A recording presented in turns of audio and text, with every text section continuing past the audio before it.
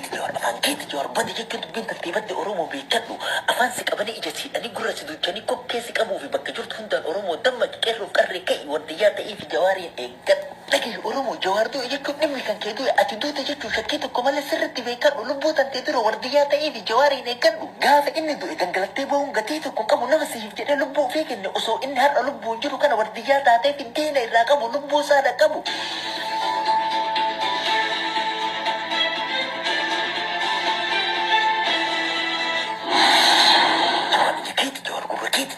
Keeti jawar badi jechuun binta tibatti Oromoo beekadhu afaan si qabanii ija siidhanii gurra si duchanii kokkee si qabuu fi bakka jirtu hundaan Oromoo damma qeerroof qarree ka'i wardiyyaa ta'ee fi jawaariin eeggadhu. Dhagee Oromoo jawaarduu jechuun dhimmi kan kee du'e ati duute jechuun shakkii tokko malee sirriitti beekadhu lubbuu tantee dura wardiyyaa ta'ee fi jawaariin eeggadhu. Gaafa inni du'e dangalattee bahuun gatii tokko qabu nama siif jedhee lubbuu ofii kenne osoo inni har'a lubbuun jiru kana wardiyyaa taatee fi deena irraa qabu lubbuu saada qabu.